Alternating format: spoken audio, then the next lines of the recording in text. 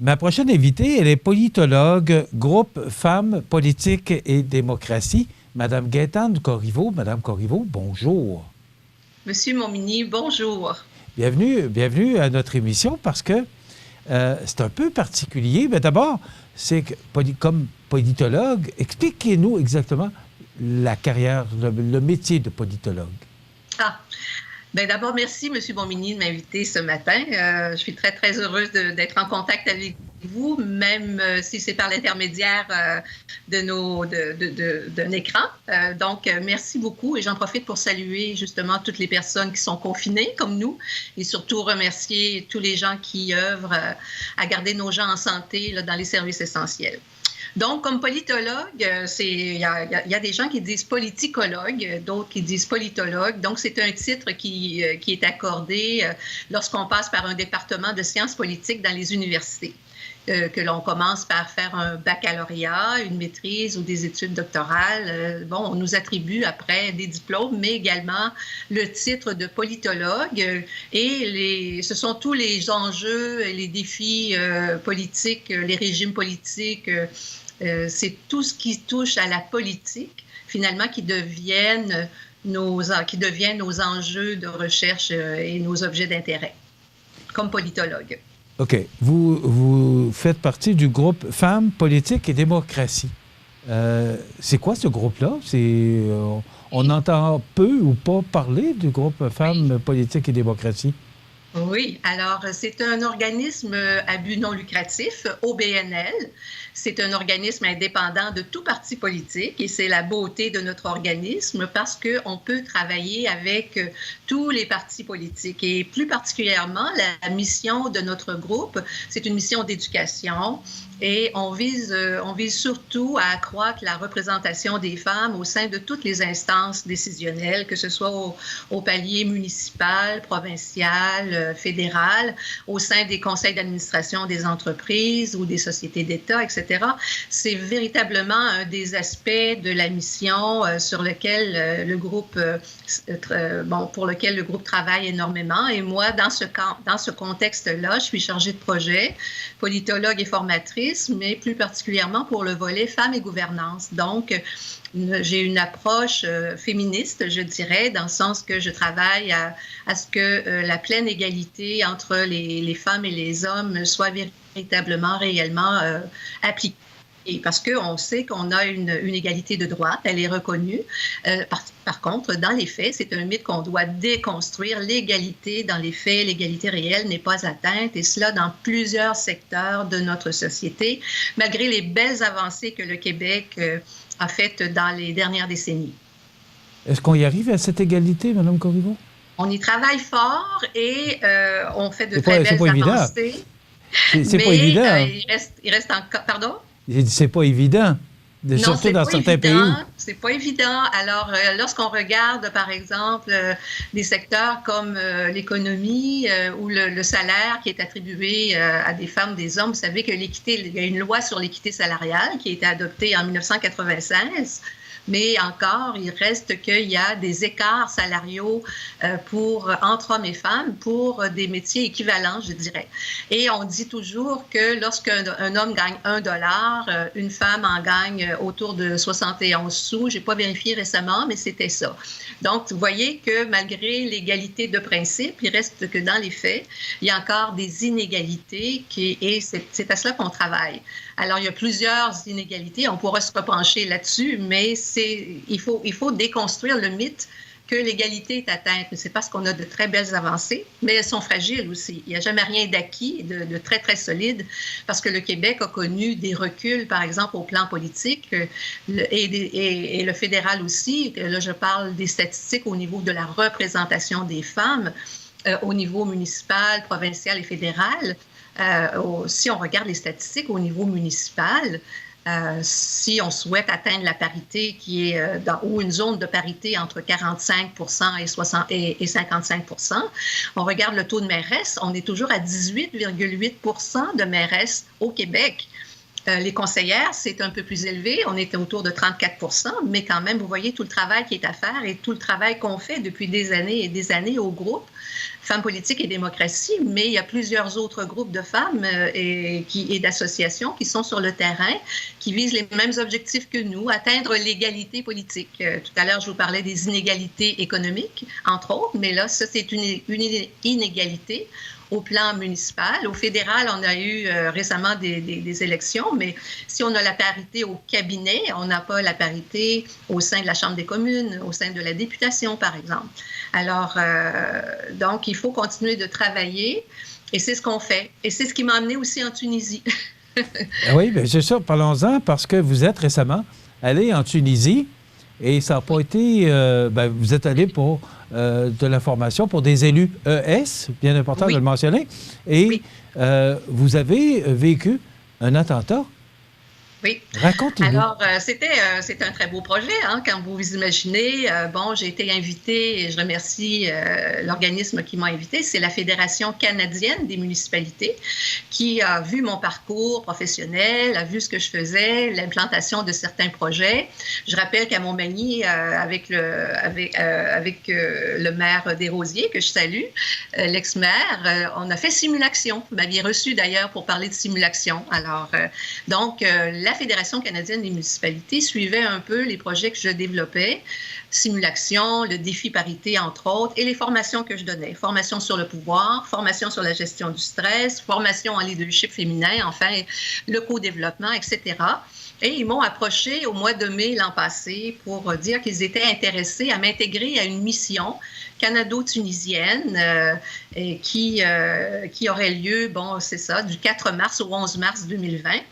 Et à l'intérieur de cette mission-là, j'ai été invitée à participer au lancement d'un nouveau réseau femmes politiques municipales tunisiennes. Donc, ce lancement-là a été fait le 8 mars. Et moi, la mission, mes dates de mission étaient du 4 au 11 mars. Alors, j'étais arrivée à Tunis le 5 mars au soir et le 6 mars au matin. Comme première activité, comme personne invitée, formatrice invitée, on était dans les bureaux d'une organisation internationale dont une des responsabilités est de nous faire un briefing de sécurité. Alors, j'arrivais avec le décalage horaire. La première activité du vendredi matin 6 mars, c'est un briefing sur la sécurité. Et en sortant de là, une heure après, en pleine séance de travail avec la Fédération tunisienne des villes, la Fédération nationale des villes tunisiennes, on apprend qu'un attentat a été perpétré contre l'ambassade des États-Unis. Alors, je ne vous imagine pas la réaction que j'ai eue. J'ai levé de ma chaise. Je me suis levée de ma chaise et puis là, j'ai dit, mais est-ce qu'on rentre tout de suite? Ça a été ma première réaction. Parce que là, il n'était plus question que je reste là avec un attentat. Et l'attentat s'est produit près des bureaux de l'organisation internationale qu'on venait de quitter, en fait. Alors, l'ambassade des États-Unis, on dit que c'était surtout des policiers qui sont visés, mais malheureusement, il y a un policier qui a été tué et 3 autres blessés, de même qu'une femme civile qui passait par là, effectivement. Alors, oui, des grosses émotions. Et puis là, tout de suite, j'ai demandé à communiquer avec la Fédération canadienne des municipalités qui m'avait envoyé finalement. Et je dois saluer le soutien et la prise en charge de la Fédération canadienne parce que tout de suite, ils ont voulu chercher à savoir qu'est-ce qui se passait vraiment.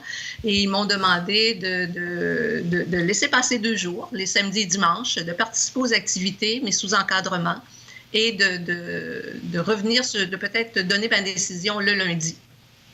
Alors, moi, je suivais évidemment ce qui se passait, mais j'étais effectivement stressée. On vit ça comment, Mme Corriveau? Parce que c'est inhabituel, on ne vit pas ça dans notre pays, on ne voit pas ça. Vous qui étiez pas chez vous, en plus, vous avez vécu ça comment? Vous parliez d'émotion. On se sent loin, hein? On se sent très, très loin des siens. On pense aux nôtres, on pense à... Là, j'ai l'émotion qui remonte, effectivement. Je pense à maman, qui a 89 ans. Je pense à mon mari, mari, je pense à mes enfants, je pense à mes petites filles. Et là, on est très loin. Heureusement, par les médias sociaux, je pouvais communiquer au moins avec mon mari, mes enfants, qui étaient extrêmement inquiets également, mais que j'essayais de rassurer du mieux que je pouvais avec les informations que j'avais.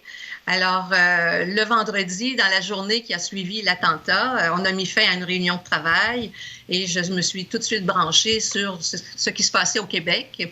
Et je voyais bien qu'il y avait les conférences de presse de notre premier ministre, M. Legault, accompagné de M. Arruda et de la ministre McCann. Donc, j'entendais aussi un peu plus tard dans la semaine que le premier ministre souhaitait qu'on rentre rapidement, que les gens qui étaient à l'extérieur rentrent rapidement au Québec. Alors, donc, j'ai vécu ça au jour le jour, mais durant la première fin de semaine, je regardais les directives du ministère de l'Intérieur qui disaient « Restez dans vos hôtels, ne prenez pas les routes, il va y avoir des barrages policiers » parce qu'on était dans les heures qui suivaient l'attentat. Alors, effectivement, de la fenêtre de mon hôtel, tout paraissait très calme parce qu'on n'était pas très près, on n'était pas à ce moment-là près de l'ambassade. Donc, ce qui se passait autour de l'ambassade, cordon de sécurité, etc., je ne le voyais pas de ma fenêtre. Et je n'étais pas au centre-ville non plus, donc je ne pouvais pas voir comment les gens circulaient au centre-ville. Donc, l'hôtel était un peu entre les deux. Ça ne donnait pas un portrait très juste de ce qui se passait sur le terrain. Donc, j'étais alimentée sur le plan des informations par nos partenaires tunisiennes et tunisiens qui essayaient de nous rassurer en nous disant que ce n'était pas la première fois qu'ils en vivaient. Un peu comme en France, hein, on parle de la Tunisie, mais lorsqu'on va en France, moi j'y étais l'été passé, on a ça en tête encore avant de prendre notre décision. Hein. Maintenant, quand on voyage, l'aspect sécuritaire est devenu un enjeu important. Mais évidemment, quand j'ai décidé de partir, je n'ai pas décidé sur un coup de tête. C'était une décision informée par les autorités canadiennes et par la Fédération canadienne. Et ça se prépare. Ça prend combien de temps?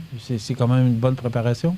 Ah, c'est une bonne préparation. Ça a pris 6 mois, en fait. Dès qu'il y a un an, je rencontrais d'abord ça a pris 1 an.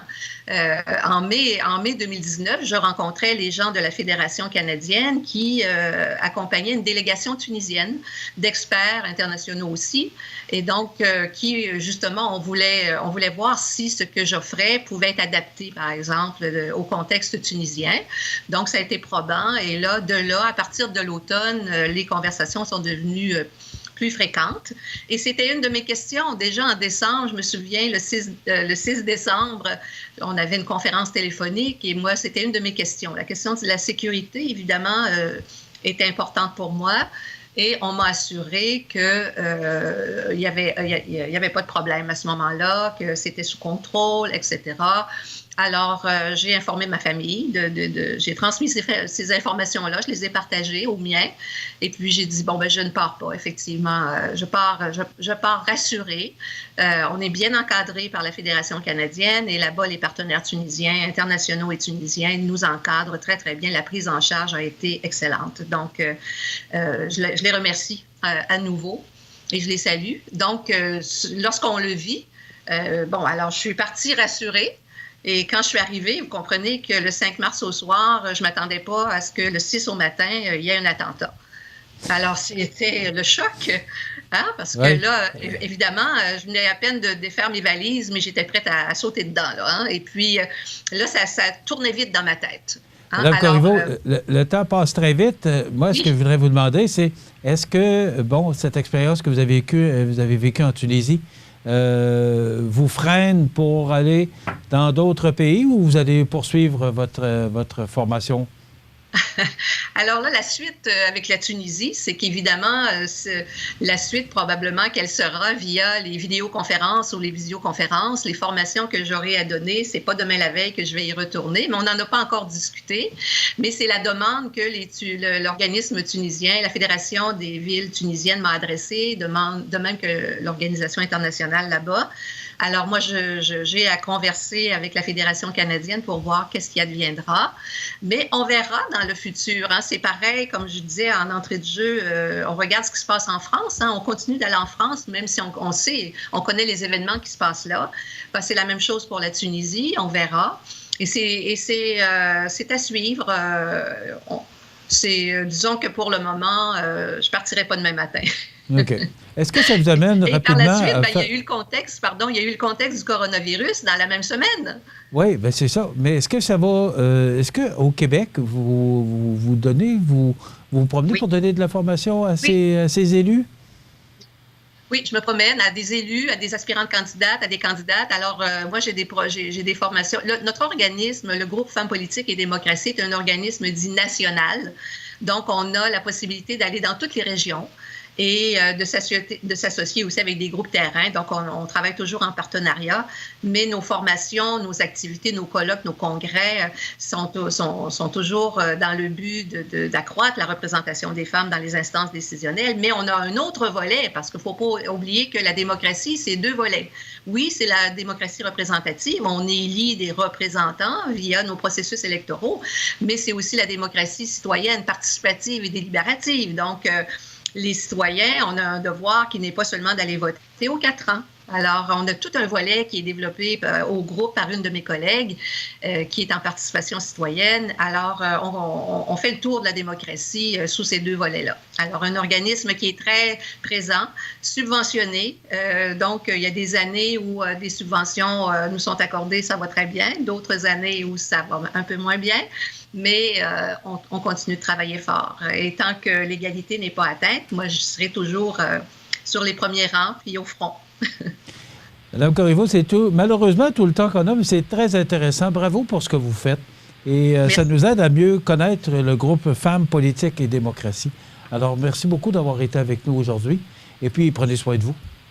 C'est moi qui vous remercie. Monsieur Montminy également. Oui, merci beaucoup. Voilà, Madame Gaétane Corriveau, politologue du groupe Femmes, Politique et Démocratie. On s'arrête.